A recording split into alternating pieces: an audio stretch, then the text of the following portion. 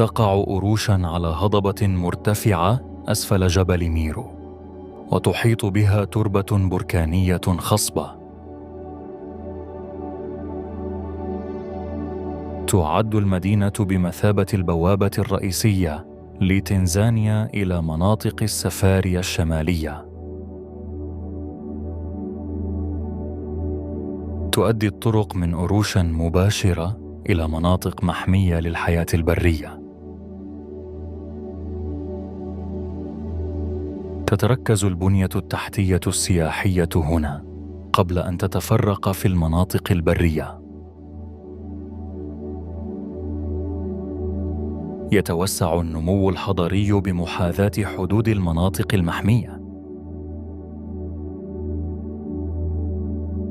تبقى الحياة البرية قريبة جغرافياً، ولكنها بعيدة اجتماعياً.